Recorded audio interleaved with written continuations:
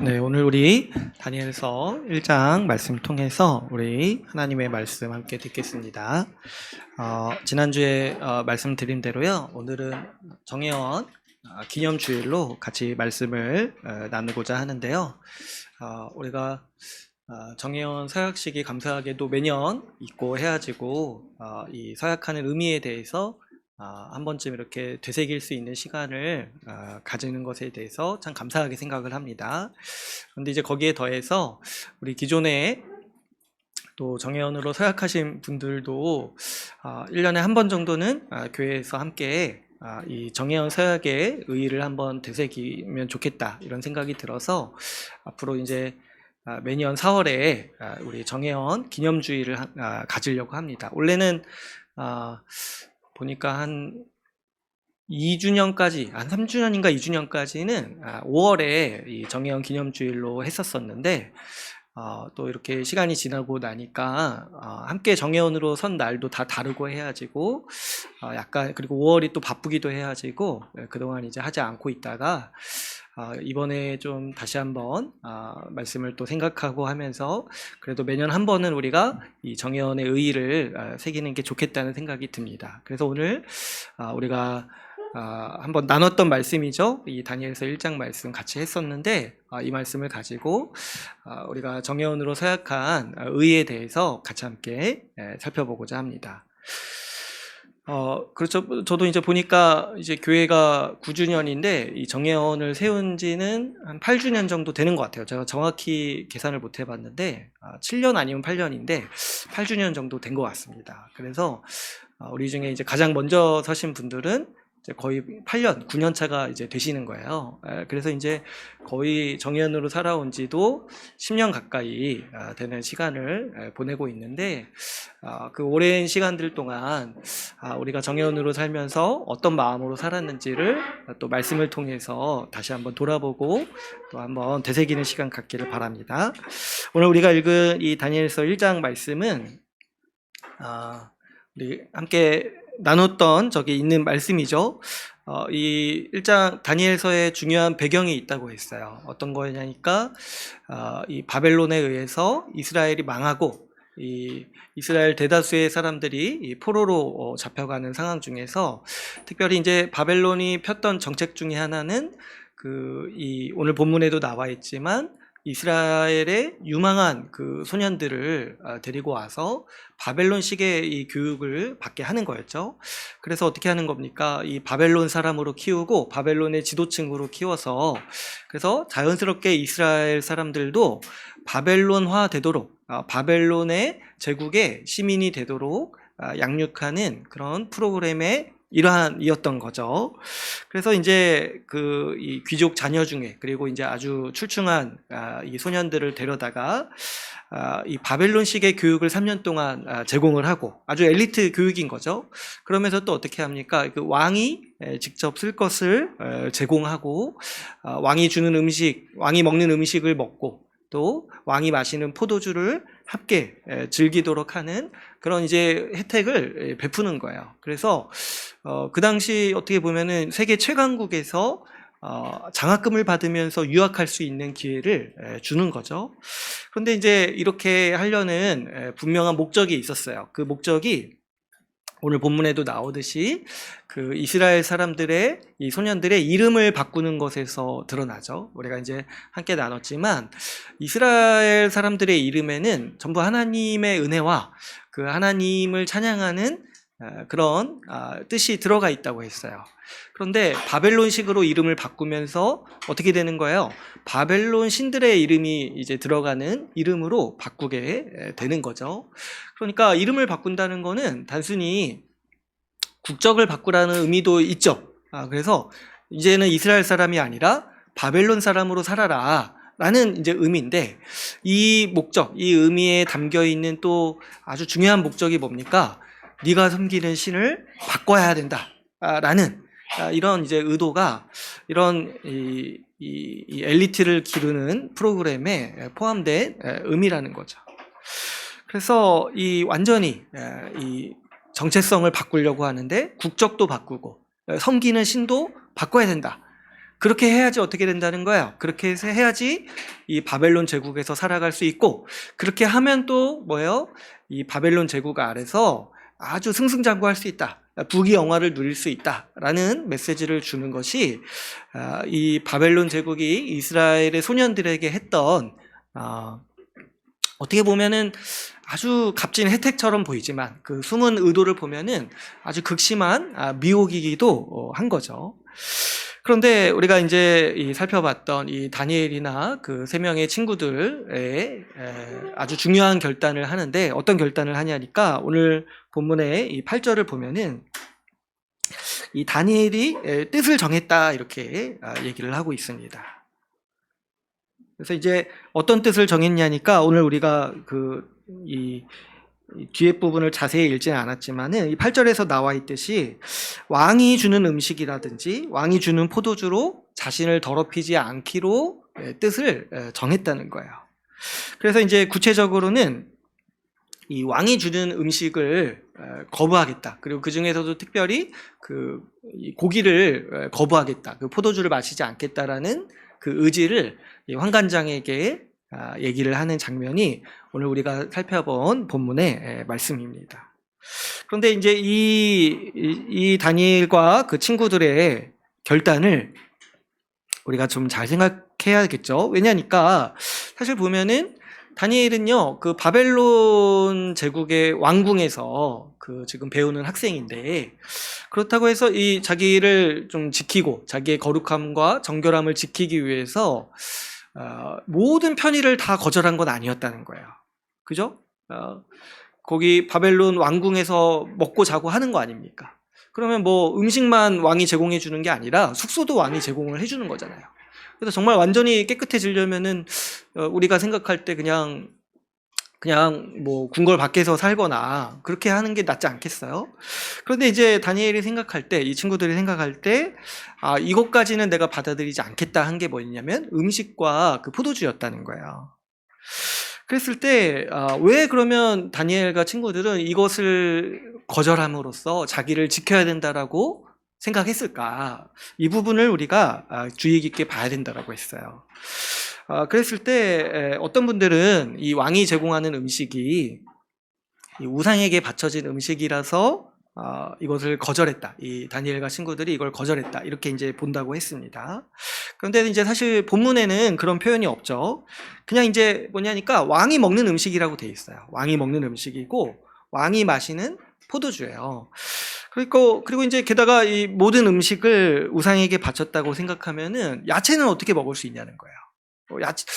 우상이 야채는 싫어하나? 하여튼 뭐 이렇게 그런 좀 깊이 있게 좀 들어가 보면 좀 뭐 다를 수는 있겠지만, 어쨌든 이제 분명한 건 고기와 포도주를 거절한 거잖아요. 그러니까 이것을 이제 우상에게 한번 드려졌다고 여겨서 거절했다고 하는 거는 약간 이제 본문에서 알 수 없는 부분이기 때문에 우리가 그렇게 보기가 좀 어렵죠. 그런데 이제 본문에서 분명히 말하는 건 뭐예요? 이 음식들이 이거를 누리고 이것을 먹으면 다니엘이 그걸 어떻게 느꼈냐니까 8절에서 보니까 자기를 더럽힌다고 생각을 했다는 거야. 자기를 더럽힌다. 근데 왜 자기를 더럽힌다고 생각을 했냐니까 본문의 표현대로 하면은 왕이 주는 음식이기 때문에 자기를 더럽힌다라고 생각했다는 거예요. 근데 왜 그럴까 생각을 해보면 아무래도 여러분 어떻습니까? 우리도 그렇지 않아요? 이렇게 밥 사주는 사람을 향해서 굉장히 우리도 좋게 생각할 수밖에 없고 또 마음이 많이 가죠. 그러니까 이제 다니엘이나 그 친구들 입장에서도 이런 생각을 한 것 같아요. 왕이 주는 음식, 그것도 얼마나 좋은 음식이고 값진 음식이겠습니까? 근데 이걸 먹으면서 그 왕에게 감사하고 또 그 마음속에 어떤 생각이 자꾸 이렇게 들겠습니까? 우리가 왕으로 말미암아서 이렇게 호의호식하는구나. 나도 왕에게 보답해야지. 이런 마음과 생각이 자연스럽게 들지 않겠냐는 거예요. 그래서 이제 이 다니엘과 이 친구들이 이 왕이 주는 음식이 자기를 더럽힌다라고 생각했던 거는 이런 거죠. 왕이 주는 편의와 왕이 주는 음식을 받아 먹으면서 날마다 왕께 감사하고 왕으로 말미암아서 내가 먹고 산다라고 생각하게 될까 봐 이런 생각을 갖고 이런 의식을 갖게 될 것에 대해서 두려워하고 이것이 자신을 더럽힌다라고 생각을 했다라는 거죠. 그래서 이 다니엘과 이 친구들은 이 왕이 주는 음식을 거부함으로써 어떤 생각을 했냐니까, 우리가 지금 비록 바벨론 땅에 끌려와서 바벨론의 이런 호의를 누리면서 살고 있지만, 그럼에도 불구하고 우리를 보호하시고 인도하시고 우리를 먹이시는 분이 하나님이시라는 것을 우리 몸과 마음이 의지하고 그것을 따르도록 뜻을 정했다라는 거죠. 그래서 왕이 주는 음식을 먹으면서 배부르고, 그러면서 우리의 육신이 방만해지고, 그러면서 이 왕에 대해서, 바벨론 제국에 대해서 호의를 가지고, 그러면서 점차 하나님과 멀어질 것에 대해서 염려했던 것이 이 다니엘과 친구들이 가졌던 이 염려였고, 그런 의미에서 뜻을 정해서 어떻게 살기로 결단을 했다는 거예요. 불편하게 살기로 결단을 했습니다. 그래서 왕이 주는 그 맛있는 음식과 포도주를 거부하고 절제하면서 하나님만을 의지하고, 하나님으로 말미암아 먹고 산다라고 우리 자신을 생각하고 그렇게 여기기로 이 소년들은 뜻을 정했다는 것이죠. 그렇기 때문에 이들이 지금 이 뜻을 정한 것은 아주 의미가 있죠. 이 제국 아래서 아주 편하게 살 수 있었지만은 그 편의를 거부하고 왕으로 말미암아 복을 누리고, 왕으로 말미암아 이 부를 누리는 삶을 거부했던 거죠. 당장의 불편함을 감수하더라도 하나님만을 향해서 뜻을 정해서 하나님을 의지하고 하나님의 백성으로 남기로 정했던 의지가 바로 이 오늘 본문 말씀에 드러나는 이런 이제 다니엘과 그 친구들의 의지라고 할 수 있겠습니다. 그러니까 단순히 얘기를 하자면 이 다니엘과 그 친구들이 뜻을 정했다는 것은 이 제국의 왕이 아니라 하나님만을 의지하며 살기로 뜻을 정했다라는 의미라고 우리가 생각할 수 있죠. 그랬을 때 우리가 이제 주목할 것은 이 소년들의 삶의 방식이 사실은 소수였다는 거예요. 생각해보면 이 바벨론이 끌고 간 이스라엘 소년들이 이 4사람 뿐이겠습니까? 그죠? 4사람만 이렇게 데려왔겠어요. 여러 사람, 수백 명의 사람들을 데려왔겠죠. 그런데 이 가운데 뜻을 정해서 자기 이름을 지키기로 결단한 사람, 하나님 백성으로 남기로 결단한 사람이 이 4사람 뿐이었다는 거예요. 대다수는 어떻게 살았겠습니까? 대다수는 바벨론 제국이 주는 모든 편의를 다 누리고 살면서 철저하게 바벨론화되고, 바벨론의 이름을 가지고 바벨론 왕과 그 신들에게 충성하면서 지냈던 거죠.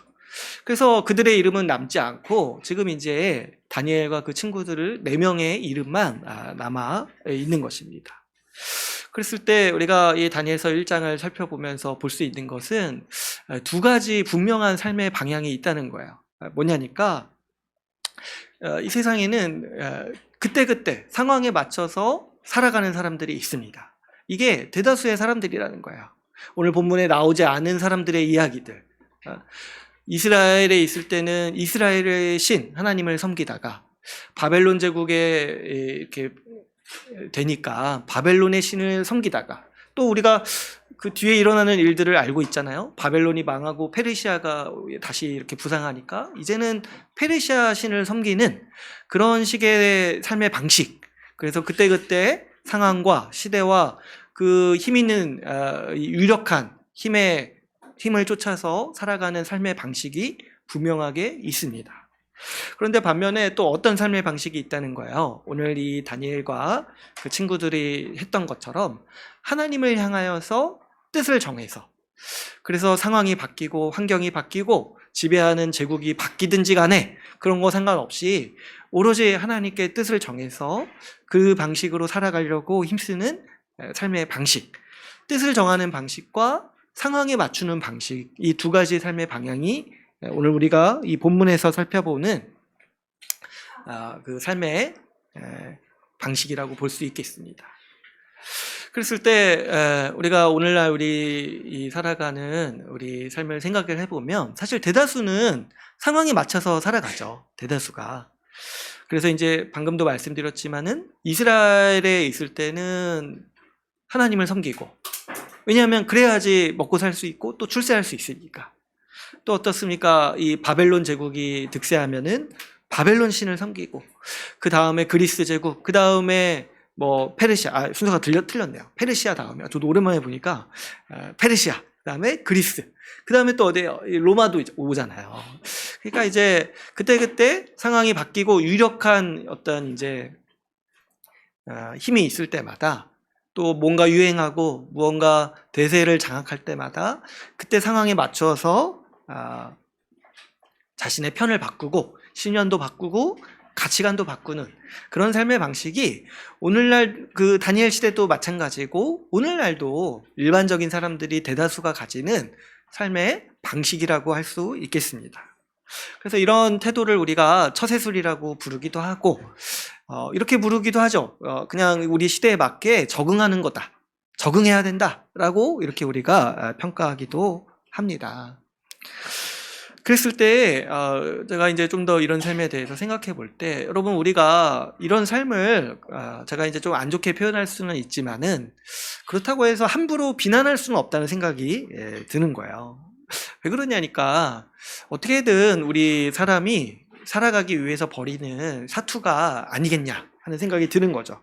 물론 이제 어떤 사람은 자기 욕망에 사로잡혀가지고 그냥 그게 눈에 보이는 거예요. 저기에 가서 이렇게 충성하면은 내가 입신양면할 수 있겠구나. 그래서 이제 우리나라도 보면은 그 일제시대 때 일제에 충성했던 사람들이 다 그런 거 아니겠습니까? 많이 그런 거 아니겠습니까? 저기에 충성하면 내가 이 사회에서 아주 이 신분 상승할 수 있겠구나 하는 그런 열망으로 그냥 그때그때 편을 바꾸고 유력한 사람, 유력한 힘을 가진 사람에게 굽신거리고 또 충성하고 내 가치관과 사고방식을 다 바꾸는 그런 이제 섬기는 신도 바꾸는 그런 삶의 방식이 있는가 하면은, 근데 또 어떤 사람들은 그냥 그런 특별히 어떤 욕망 때문에 그런 게 아니라 먹고 살기 위해서 어쩔 수 없이 그렇게 하는 사람들도 있는 거예요. 그래서 이제 먹고 살기 위해서, 그리고 또 우리 이 각박한 세상에서 살아남기 위해서, 그래서 타협하고 적당히 타협하고 또 적응하고 그러면서 이렇게 살아가는 사람들도 있다는 거죠.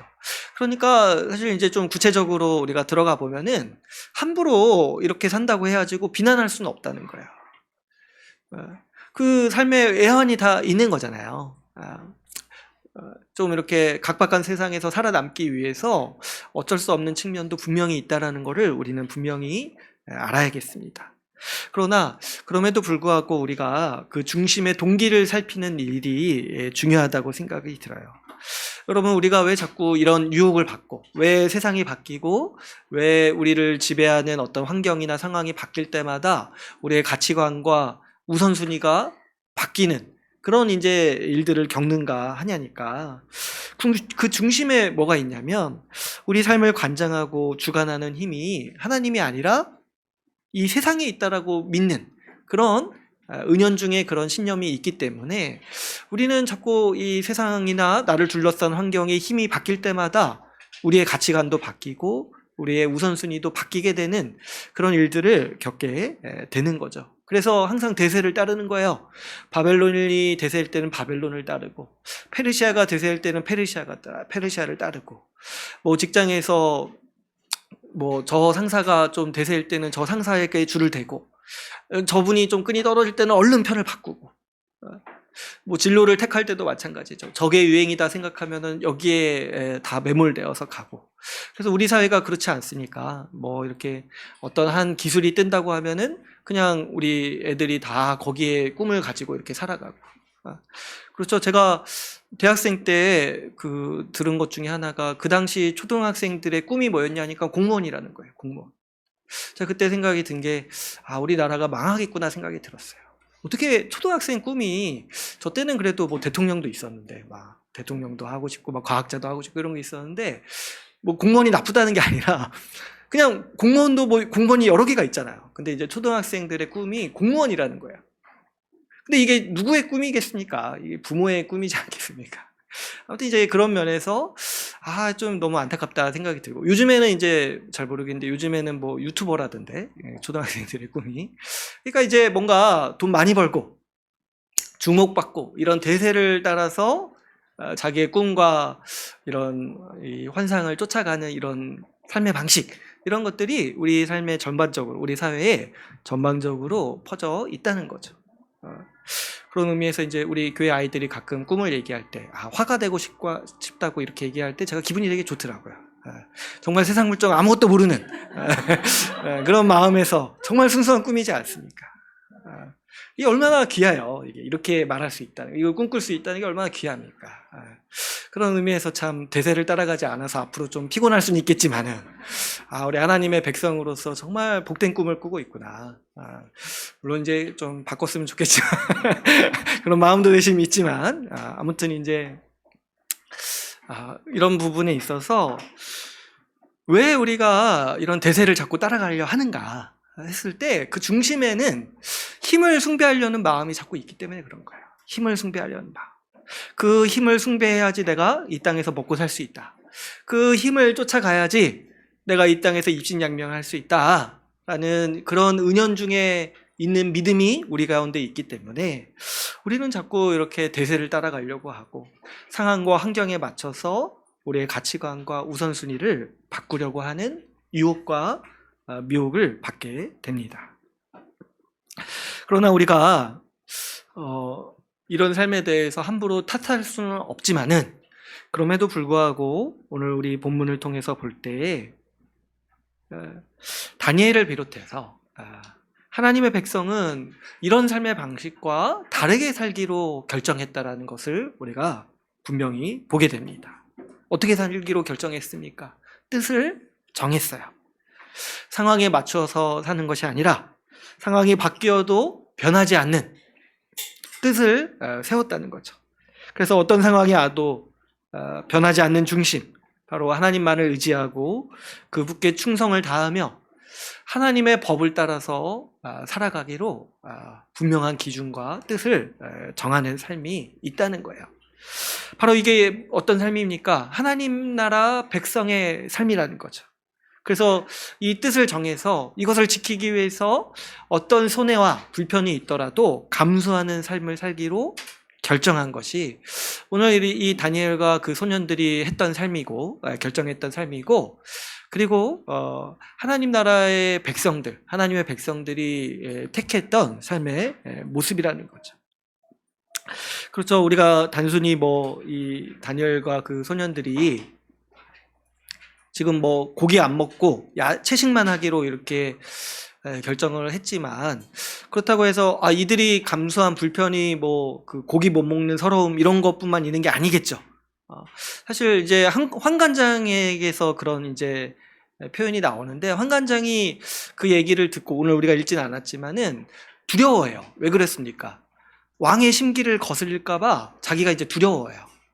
그래서 이제 사실 여러분 생각해보면 환관장은 왕의 측근이잖아요. 근데 그 사람도 두려워하는데, 이 지금 소년들, 이름도 왕이 모르는 이 소년들은 얼마나 더 두렵겠습니까? 그 왕의 명령을 우리가 거부했다는 거. 이게 밝혀지면 환관장뿐만 아니라 이 소년들도 얼마나 큰 괴로움을 겪겠습니까? 그리고 우리가 이제 뒤에 무슨 일이 벌어지는지 알잖아요. 이 느부갓네살이라는 왕이 얼마나 참 그 사이코 같은지 알잖아요. 사람 목숨을 그렇게 가볍게 여기는지. 그러니까 이런 왕의 명령을 이렇게 거부하려고 하는 거. 이럴 때 얼마나 그 두려움과 공포가 먼저 다가올 수 있겠습니까? 그러니까 여러분, 우리가 분명히 알아야 될 거는, 이 대세를 거스른다는 거는 항상 어떤 시대든지 우리에게 두려움을 줘요. 너 그렇게 살다가 망할 거야. 너 그렇게 살다가 남들에게 뒤처질 거야. 너 그렇게 살다가 정말 제대로 살지 못하고 가난해질 거야. 이런 식의 두려움과 공포를 어느 시대든지 간에 뜻을 정한 사람들에게는 반드시 찾아온다는 거죠.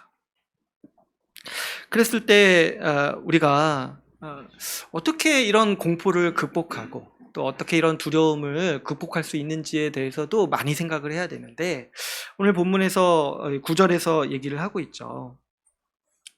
하나님께서 다니엘로 하여금 환관장에게 은혜와 긍휼을 얻게 하신지라. 이 뒤에 일어나는 일들에 대해서도 이제 오늘 읽지는 않았지만 하나님께서 복 주신다라는 걸 생각해야 된다고 했어요. 하나님께서 복 주신다. 하나님을 향하여서 뜻을 정한 사람들, 물론 세상에서 살아갈 때 불편도 있고 때로는 큰 두려움과 공포감을 겪게 됩니다. 대세를 따르지 못한다는 그 압박을 겪게 돼요. 그랬을 때 얼마나 그것만 생각하면은 참 두려운 일이고, 그 한 치 앞도 나아가 볼 수 없는 인생에서 얼마나 참 그 두려운 일들, 공포스러운 일들을 많이 겪겠습니까? 그러나 우리 신자가 뜻을 정할 때 우리가 반드시 기억해야 되는 건 뭐냐면, 하나님께서 하나님을 향하여 뜻을 정한 사람들을 내버려 두지 않으시고 반드시 복 주신다는 사실을 우리가 기억해야 됩니다. 그래서 우리 이 하나님의 백성들은 하나님을 향해서 뜻을 정할 때 누리는 그 복이 있는데, 그게 뭐냐니까 하나님이 그분의 백성들을 어떻게 도우시고 이끄시는지를 보게 되는 거예요. 이걸 누구만 보냐니까 하나님을 향해서 뜻을 정한 사람만 보는 거예요. 그렇죠? 여러분 한번 생각해 보세요. 내가 그때그때 편을 바꾸고 그때그때 신도 버리고 그때그때 내가 다른 법에 따라서 따라가는 사람이 하나님이 일하시는 걸 어떻게 보겠습니까? 자기가 하나님 편에 서 있지 않은데. 반면에 하나님 편에 서 있는 사람, 하나님을 향하여서 뜻을 정하고 하나님의 말씀에 충성되어 살아가기로 마음을 다지는 사람에게는 비록 눈앞에 어떤 불평과 위험이 있을지라도 하나님께서 그 사람을 지켜주시고 복주시고 선하게 인도하시는 그분의 선한 손길을 매번 보게 되고 그것을 확신하게 되는 것, 그것이 바로 하나님이 이 하나님의 백성에게 주시는 특별한 복이라는 사실을 우리가 본문을 통해서 보게 되는 것입니다. 그래서 여러분, 우리도 이 다니엘서 1장 말씀을 통해서 생각할 때 우리도 하나님을 향하여서 뜻을 정하는 것이 우리 하나님 나라 백성의 삶이라는 것을 분명히 보고 우리도 하나님을 향해서 뜻을 정하면서 살아가야 마땅하겠습니다. 특별히 오늘 이 본문에 나오는 다니엘과 같이 이 다니엘과 이제 이 세 명의 친구들만 나온 거 아니겠습니까? 이 네 명이 이렇게 나왔잖아요. 그런데 이런 어떤 이 네 명과 같은 이 영웅과 같은 사람들이 하나님을 향하여서, 이런 사람들만 하나님을 향해서 뜻을 정한 게 아니라는 거예요. 역사상 존재했던 모든 하나님의 백성들이 하나님을 향해서 뜻을 정하면서 살아갔습니다. 우리가 이제 수요 모임 때도 함께 나누었지만, 여러분, 이 구약의 하나님 백성들은 하나님과 언약을 맺었어요. 그 언약을 맺을 때 무엇을 서약하고 다짐합니까? 우리가 하나님의 백성으로서 하나님의 법을 지키며 살겠다라고 하나님 앞에서 서약하고, 그 서약이 아주 엄숙한 서약이라고 했죠. 피를 뿌리면서 우리의 생명을 거기에 걸겠다라고 서약했어요. 그죠? 뜻을 정한 거죠. 이 세상에 많은 신이 있지만 우리는 하나님만을 섬기겠습니다. 어떤 상황이든지 어떤 환경이든지 우리는 하나님의 법을 따르겠습니다. 그래서 십계명을 읊고 십계명 앞에서 피를 뿌리면서 우리가 여기에 생명을 걸겠습니다.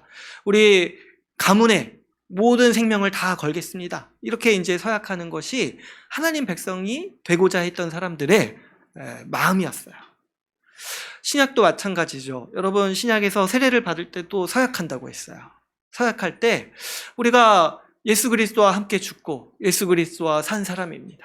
그래서 이제는 내 과거의 삶을 버리고 예수 그리스도의 뜻을 따라서 예수 그리스도의 제자가 되어서 주님께 배우며 주님의 말씀대로 살겠습니다. 그래서 교회의 관할과 치리에 복종하면서 앞으로 우리의 인생을 살아가겠습니다라고 서약하고 세례를 받습니다. 그러니까 여러분, 지금 다니엘과 같은 어떤 몇 명의 영웅이 지금 하나님 앞에서 뜻을 정한 게 아니에요. 역사상 존재했던 모든 교회, 하나님의 백성이 하나님 앞에서 뜻을 정하고 서약하고 하나님의 백성으로 살기로 결단했던 것이죠. 그런 의미에서 여러분, 우리도 마찬가지입니다. 우리도 마찬가지예요. 우리가 하는 정해온 서약도 이 일환 가운데 있는 거예요.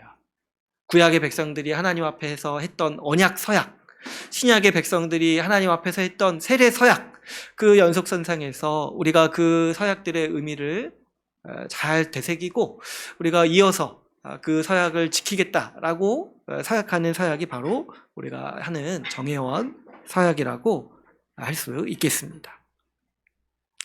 우리가 정회원으로 서약하면서 우리는 다 이미 하나님 앞에서 뜻을 정하고 하나님 백성으로 살아가겠다라고 서약을 하는 것이죠. 그래서 이렇게 보니까 다니엘과 그 친구들만 하나님 앞에 뜻을 정한 게 아니에요. 가만 생각해 보니까 우리는 이미 하나님 앞에서 뜻을 정한 사람들입니다.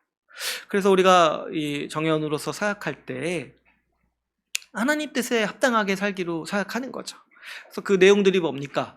하나님 한 분만을 성실하게 예배하고 주님의 말씀을 성실하게 배우고 주의 말씀대로 순종하며 살아갈 때 그 순종의 삶이 어떻게 나타나냐니까 우리 교회를 한 몸으로 여기고 교회의 지체들을 사랑하고 가족으로서 여기면서 살아가겠다라고 그렇게 서약하는 것이 우리의 정회와 서약입니다. 그랬을 때 여러분 우리가 이렇게 서약하는 이유는 근본적으로는 이 신념이 있는 거예요. 뭐냐니까 우리의 상황이 아무리 변하고 이 세상이 아무리 변할지라도 하나님만이 우리 삶을 주관하시는 유일한 하나님이시라는 것을 우리가 믿기 때문에 우리는 뜻을 정하고 서약합니다. 더 나아가서 이렇게 살아가는 방식, 하나님께서 기뻐하시고 하나님이 명하신 방식으로 이 살아가는 삶이 하나님이 기뻐하시고 복 주시는 신자의 삶이라는 것을 우리가 믿기 때문에 우리는 정회원으로서 서약했습니다. 그렇기 때문에 여러분 우리가 이 서약, 하나님 앞에서 한 서약을 기억하고 이 서약을 기초로 우리 삶을 계획하고 또 반추하고 또 반성하는 시간을 가질 필요가 반드시 있다는 거죠. 그래서 여러분 우리가 한 해가 마무리되고 한 해를 시작할 때 우리 삶을 좀 반성하고 돌아보고 새해 계획을 세우잖아요. 그때 우리가 중요하게 기준으로 삼아야 되는 것이 우리가 하나님 앞에서 정한 뜻, 바로 우리 정회원 서약이라고 할 수가 있겠습니다. 우리가 그래서 이 서약을 때때로 돌아봐야 하는 것이고 다시 봐야 하는 거고 읽어야 되는 거죠. 그랬을 때 왜 그러냐면 첫 번째로는 좀 우리 기억이 희미해지기 때문에 우리가 사람이기 때문에 우리가 좀 익숙한 것을 좀 약간 가볍게 여기는 경향이 있어요. 그죠? 우리 이제 정회원 처음 서신 분들은 이제 벌써 뭐 8년 됐어요. 8년. 이렇게 그래서 뭐 서약했는지 잘 기억도 안 날 수 있습니다. 감사하게 그래도 매년 정회원 서약식에 있어서 우리가 다시 한번 듣고 읽지만 그러므에도 우리가 그때 서약했던 마음들, 다짐들 다시 한번 되돌아보고 우리의 기억이 희미해지기 때문에 다시금 우리 정회원 서약을 읽으면서 내 삶의 방향이 지금 어떻게 가고 있는지를 다시 점검해보고 다시 또 뜻을 세우는 일들이 우리 가운데 필요합니다. 그래서 이제 저도 스스로 많이 물어보는 편이에요. 내가 정말 어떤 상황이 있을 때마다 내가 우리 지체들을 가족으로서 진짜 여기고 있는가? 저를 스스로 많이 돌아보게 되고 정말 가족이라면 내가 이때 어떻게 행해야 되는지 이런 것들을 저도 스스로 많이 돌아보고 혹시 좀 방심하고 있거나 좀 나태해진 부분이 있지 않은지 저도 좀 살피려고 하는 편입니다. 그래서 우리가 때때로 우리 삶의 기준들을 생각해 볼 때 아주 명시적인 기준들을 가지고 있는 것이 얼마나 또 감사하고 또 도움이 많이 되는지 모르겠어요. 더 나아가서 우리가 이 서약을 주기적으로 돌아봐야 되는 또 중요한 이유가 있는데 그게 뭐냐면 우리가 사는 이 시대, 우리가 지금 살고 있는 우리 문화가 전반적으로 뭐냐니까 이 서약을 가볍게 여기는 문화이기 때문에 우리가 이런 문화 속에서 좀 스스로 깨어서 우리 서약을 귀중히 여기고 돌아볼 필요가 있겠습니다. 앞에서도 제가 말씀드렸지만 이 다니엘 시대도 그렇고 지금 오늘날도 마찬가지로 어떤 삶의 방식이 대세를 이루냐니까 상황과 환경에 따라서 언제든지 신념과 그런 어떤 우선순위를 바꾸는 태도가 대세인 시대라는 거죠. 그래서 보면은 여러분 오늘날 이 사람들이 살아가는 모습을 가만 보면은 사람들도 서약하는 거를 어려워해요. 왜 그렇습니까? 사람들 생각이 이런 거예요. 지금은 결단하고 싶은 마음이 들어도 뭐가 두렵냐면 나중에 상황이 바뀔 것에 대해서 두려운 거예요. 상황이 바뀌고 또 많은 분들이 이런 생각을 합니다. 나중에 내 감정이 바뀌면 어떻게 하지? 그때 나도 선수무책인데 감정이 바뀌면. 그러니까 함부로 미래에 대해서 미래에 영향을 미치는 어떤 약속이나 이 서약에 대해서 함부로 하지 않는 거예요. 왜 그렇습니까? 지금 서약한 내용을 미래에 지킬 자신이 없기 때문이죠. 그래서 점차 보면 사람들은 서약뿐만 아니라 약속도 잘 안 해요.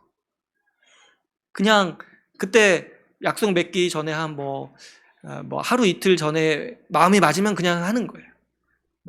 몇 년짜리 약속 그런 거 잘 안 합니다. 서약도 잘 안 하고. 옛날에는 저희 부부관계에서 각서도 많이 썼다고 하는데 요즘엔 그런 것도 안 해요. 어차피 안 지킬 것 같으니까. 어차피 못 지킬 것 같으니까 잘 안 해요. 더 심각한 거는 보니까 요즘에 보면 결혼식 가보면 결혼 서약도 잘 안 해요. 왜 서약을 다 안 할까? 생각해보면 전부 다 자기가 믿고 있는 신이 그 상황이라든지 자기 감정에 있는 거예요. 지금은 사랑해서 결혼하지만 그 사랑이란 감정이 사라졌을 때 이 결혼 관계를 지킬 힘과 의지가 없다라고 아무래도 그렇게 은연중에 생각하고 있는 것 같은 겁니다.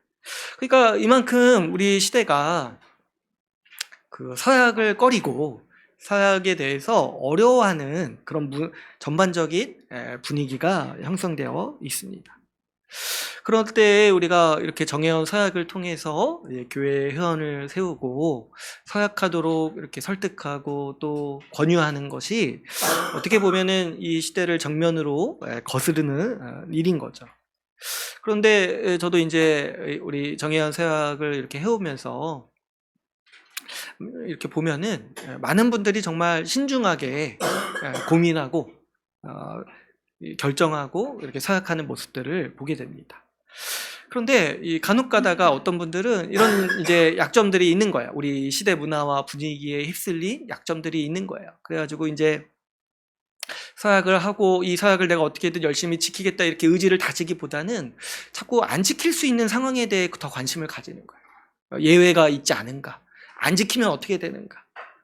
그래서 못 지키는 상황에 대해서 더 관심을 가지고 자꾸 이제 안 지킬 수도 있지 않나? 이런 식으로 자꾸 이렇게 하면서 서약을 하려고 하는 그런 그렇게 말을 하진 않지만 제가 지나고 보면 약간 그런 태도가 있지 않는가. 사실 이제 본인도 모를 거예요. 본인도 그런 마음이 있는지는 모르겠지만 이런 전반적인 시대 분위기가 있다 보니까 좀 우리가 서약을 하면서도 내심 마음속으로는 이 정도는 안 지켜도 되겠지 하는 예외 상황을 본인이 마음대로 이렇게 막 생각하고 있지 않은가.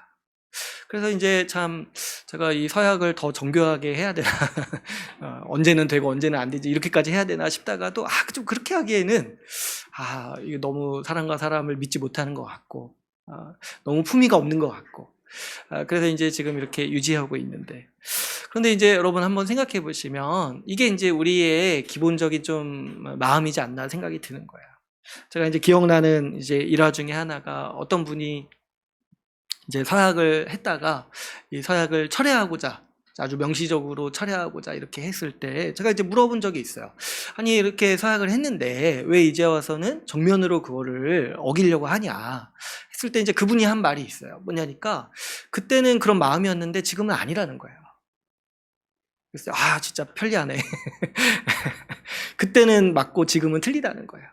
그래서 참 이런 생각이 있구나.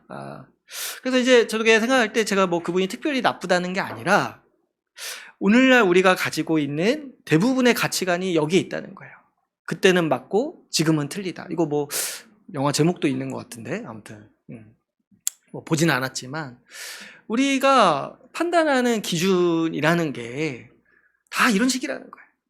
그때는 감정이 그랬고 그때는 마음이 그랬는데 지금은 다르니까 다르게 행동해도 된다라고 생각하는 게 여러분, 그냥 우리 일반적인 사람들의 가치관이고 사고방식이라는 거예요.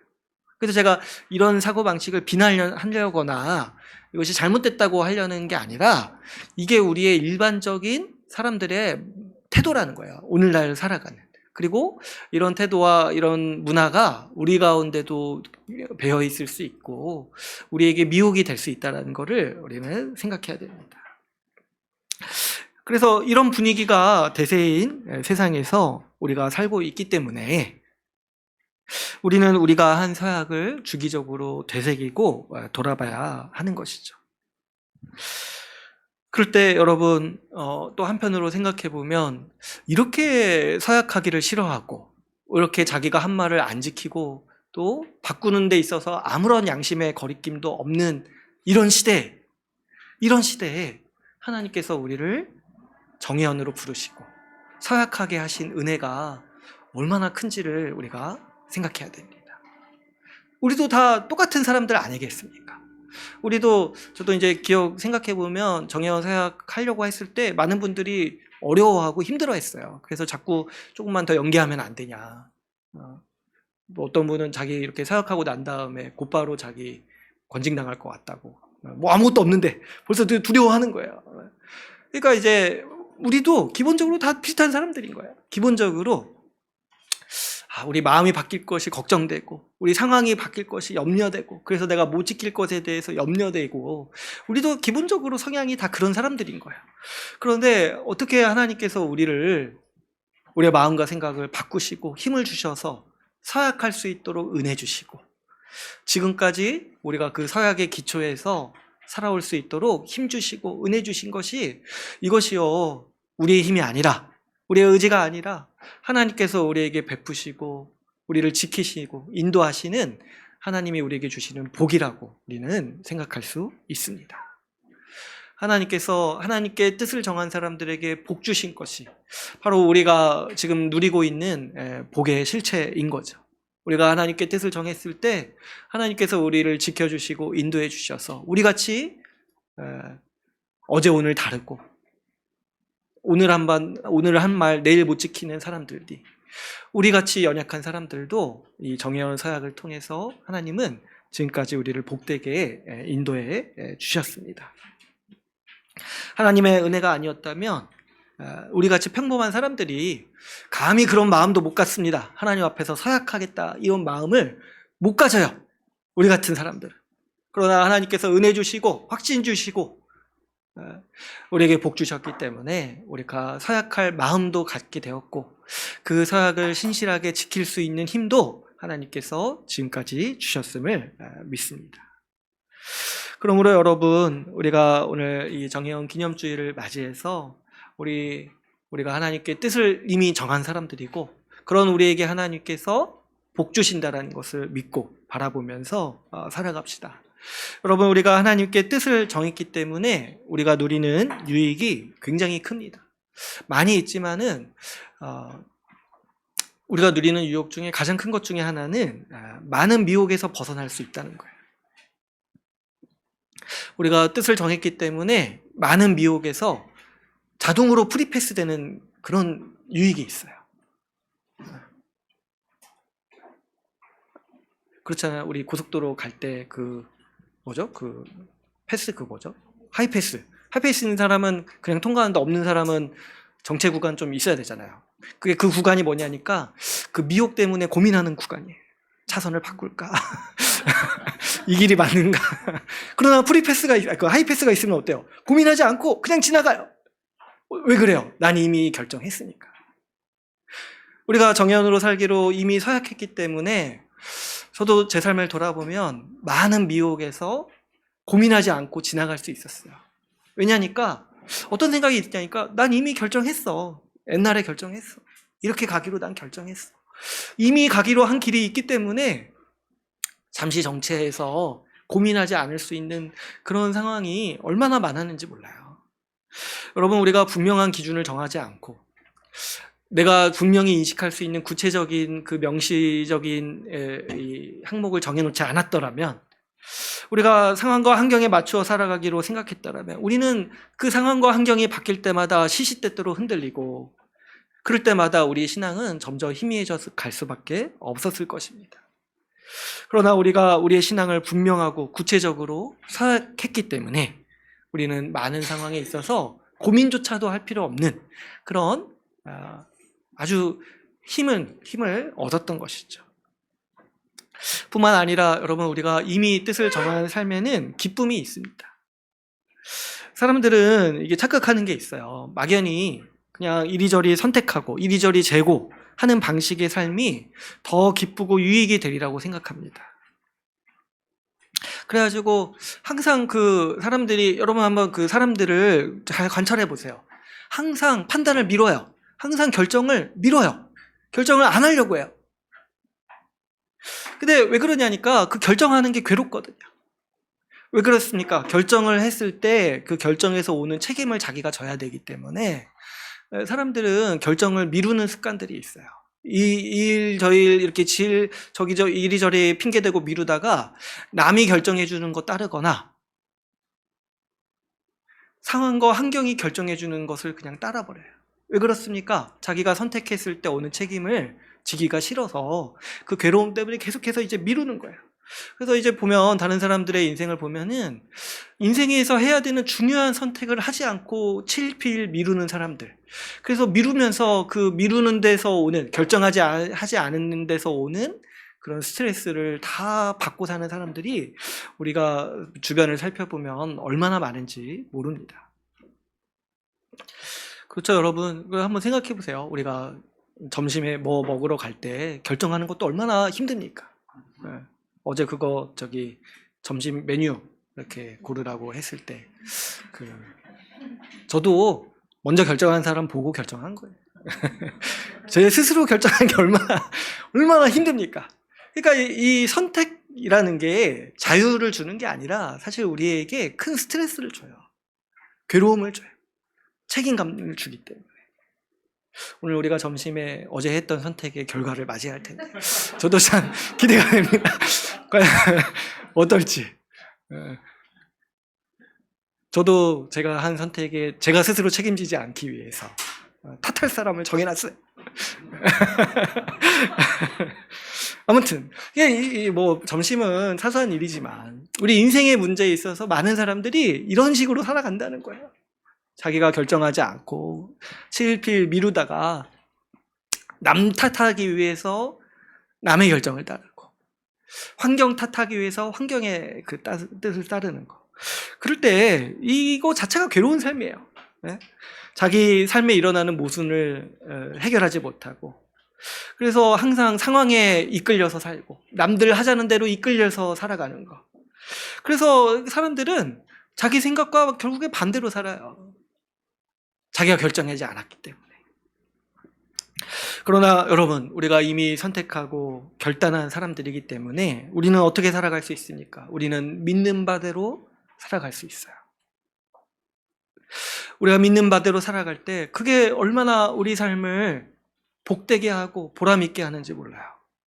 저도 이렇게 삶을 돌아볼 때마다 참 언젠가 보면은 이룬 거 하나 없는 것 같고 좀 이렇게 허무할 때가 있어요. 어떤 걸 보면은. 그러나 그럼에도 위안이 되고 만족감을 주고 보람을 주는 게 하나가 있다면 그래도 내가 주의 말씀대로 살아가고 있지 않는가, 주의 말씀을 따라서 어떻게든 살려고 힘쓰고 있지 않은가, 이 부분을 생각할 때마다 그래, 내 삶이 참으로 잘됐다, 기쁘다, 이런 생각을 갖게 되는 것이죠. 여러분, 우리가 우리 스스로를 내가 하나님 말씀대로 살아가고 있다라고 여길 때 그것이 얼마나 우리 신자의 삶을 복되게 하고 보람되게 하는지 모르겠습니다. 그래서 여러분, 우리가 하나님 앞에서 뜻을 정하면서 살아갈 때 우리 삶에 진정한 기쁨이 있다는 것을 우리가 그것을 깨닫고 누리기를 바랍니다.